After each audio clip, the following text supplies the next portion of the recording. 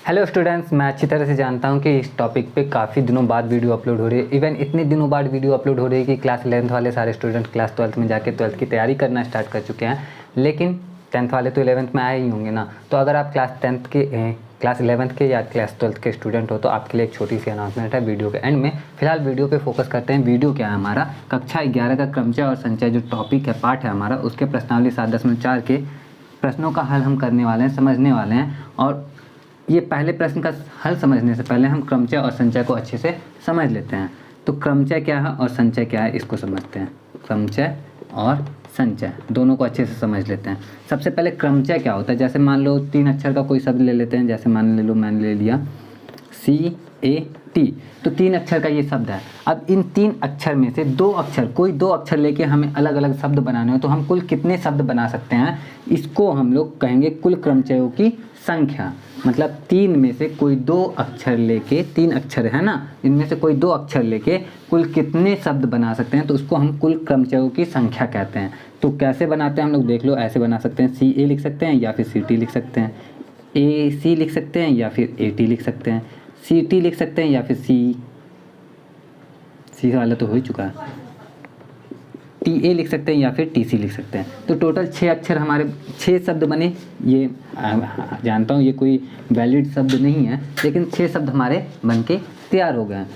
तो इसको हम क्रमचय कहते हैं। क्रमचय क्यों कहते हैं, क्योंकि इसमें क्रम महत्वपूर्ण होता है। CA को अलग लिख सकते हैं और AC को अलग लिख सकते हैं। तो C को पहले होना और A को पहले होने से ये 2 अलग अलग बन सकते हैं। इस वजह से क्रम महत्वपूर्ण होता है, तो इसको हम क्रमचय कहते हैं। क्रमचय को इंग्लिश में कहते हैं P, परम्यूटेशन कहते हैं। परम्यूटेशन को शॉर्ट में P कहते हैं। अब ये P क्यों बता रहा हूँ, क्योंकि हर बार हम ऐसे पूरा नहीं लिखते। हम एक फॉर्मूला यूज़ करते हैं कि 3 अक्षर थे हमारे पास, तो 3 में से 2 अक्षर लेके कुल कितने क्रमचय बनाए जा सकते हैं। तो 3P 2 से डिनोट करते हैं। और 3P 2 कितना आएगा हमारा, ये किस पे निर्भर करता है, तो यहाँ पे एक फॉर्मूला हम यूज़ करते हैं जिसको बोलते हैं NPR, यानी कि N जैसे कुछ भी हो सकता है, N अक्षरों में से R अक्षर लेके कुल कितने क्रमचय बनाए जा सकते हैं, उसको हम NPR कहते हैं। ठीक है, NPR का फॉर्मूला होता है N factorial upon N minus R factorial. ठीक है, तो 3P 2 का क्या मतलब हो जाएगा, 3 फैक्टोरियल बटा में 3 माइनस 2 फैक्टोरियल। ठीक है, तो 3 फैक्टोरियल तो ऊपर है ही, नीचे 3 माइनस 2 का फैक्टोरियल यानी कि 1 फैक्टोरियल। 1 फैक्टोरियल का वैल्यू हो जाता है 1, तो 3 फैक्टोरियल का वैल्यू होगा 3 गुने 2 गुने 1। फैक्टोरियल का यही मतलब होता है कि जहाँ से है वहीं से शुरू करके 1 तक चले जाना है। तो 3 दूनी 6 और 6 के 6, यानी कि 3P 2 बराबर आया हमारा 6। और यहाँ पे 6 आया था, ये हमने पहले ही कैलकुलेट करके देख लिया। तो इस तरह से ना कैलकुलेट करना पड़े, इस वजह से हम इस वाले फॉर्मूले को लगा के कैलकुलेट कर लेते हैं, और इसको हम लोग कहते हैं क्रमचय। उम्मीद करता हूँ कि क्रमचय आपको अच्छे से समझ में आ गया होगा। अब आते हैं संचय पे, कि जब क्रमचय ये है तो संचय क्या है। तो जैसे यहाँ पे 3 अक्षर लिया था ना, वैसे ये समझ लो कि यहाँ पे 3 दोस्त हैं। एक का नाम है साकेत, ऑब्वियसली मेरा ही नाम है साकेत।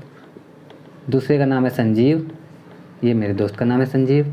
और तीसरे का नाम है हिमांशु, ये भी मेरा दोस्त ही है।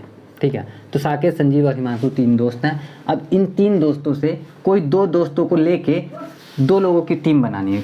3 दोस्त हैं, 3 में से कोई 2 दोस्तों की टीम बनानी है किसी भी गेम को खेलने के लिए। तो टीम कौन कौन सी बन सकती है, तो टीम बन सकती है, पहली टीम मान लो कि साकेत और संजीव की बन गई। दूसरी टीम साकेत और हिमांशु की। और तीसरी टीम अब किसकी बन सकती है, तो संजीव और हिमांशु की बन सकती है, संजीव और हिमांशु की। तो अब आप बताओ, खुद ही सोचो, क्या साकेत और संजीव की जो टीम है वो संजीव और साकेत की टीम से अलग होगी क्या? नहीं, बिल्कुल भी अलग नहीं होगी, क्योंकि यहाँ पे साकेत संजीव दोनों मिलके एक टीम बना रहे हैं। तो जब एक टीम बना रहे हैं तो ये एक टीम ये, दूसरी टीम ये, तीसरी टीम ये, कुल मिला के सिर्फ 3 टीम बनेगी। अब इस वाले कंडीशन में क्या हो जाता है ना, कि इस वाले कंडीशन में हम जानते हैं कि साकेत पहले लिखा, संजीव बाद में लिखा। अगर हम संजीव पहले लिख दे और साकेत बाद में लिख दे तो भी टीम तो वही रहेगी ना। तो यहाँ पे ये जो क्रम लिखा है साकेत और संजीव, इसमें संजीव और साकेत कर देंगे तो भी फर्क नहीं पड़ेगा। तो संचय में क्या होता है, जैसे क्रमचय में क्रम महत्वपूर्ण था ना, कि CA की जगह AC लिख देंगे तो चेंज हो जाएगा, उसमें यहाँ पे क्रम का कोई महत्व नहीं रह जाता, विशेष महत्व नहीं रह जाता। तो क्रम जहाँ पे महत्वपूर्ण नहीं रह जाता वहाँ पे आ जाता है हमारा संचय। और संचय के लिए हम कहते हैं, संचय को इंग्लिश में कहते हैं कॉम्बिनेशन। कॉम्बिनेशन को हम सी से डिनोट करते हैं। और अगर 3 लोगों में से 2 लोगों को लेके हमें कॉम्बिनेशन बनाना है कि कितने कॉम्बिनेशन पॉसिबल हैं, तो उसको हम 3C2 से डिनोट करते हैं। अब 3C2 से डिनोट कर रहे हैं तो 3C2 करेंगे, हमारा 3 ही आ जाएगा। क्यों 3 आ जाएगा? क्योंकि हमने करके देखा है। लेकिन इसका फॉर्मूला क्या है वो भी लिख लेते हैं। जैसे NPR लिखा वैसे ही हम यहाँ पे NCR लिख लेंगे। तो NCR का फॉर्मूला क्या होता है? NCR बराबर N फैक्टोरियल बटा में R फैक्टोरियल और ब्रैकेट में N माइनस R फैक्टोरियल। बस ये सेम टू सेम ही रहता है, बस R फैक्टोरियल से डिवाइड कर देते हैं इसको, ठीक है। तो अब हम देखते हैं इसको करके कि 3C2 का वैल्यू कितना आता है। तो ये आएगा 3 फैक्टोरियल बटा में 2 फैक्टोरियल, क्योंकि 2 यहाँ पे, और गुना में 3 माइनस 2 फैक्टोरियल। तो ये हो गया 3 फैक्टोरियल बटा में 2 फैक्टोरियल, क्योंकि 3 में से 2 गया 1, 1 फैक्टोरियल का 1 ही आ जाएगा। तो 3 फैक्टोरियल बटा 2 फैक्टोरियल कितना आएगा? कैलकुलेट करते हैं। तो 3 गुने 2 फैक्टोरियल बटा में 2 फैक्टोरियल, 2 फैक्टोरियल से 2 फैक्टोरियल कट गया, बचा हमारा 3, यानी कि 3C2 जो है वो आएगा 3। तो ये था हमारा क्या? कॉम्बिनेशन यानी कि संचय। तो मैं ये मान के चलता हूँ कि आपको क्रमचय और संचय समझ में आ गया होगा, दोनों में अंतर समझ में आ गया होगा।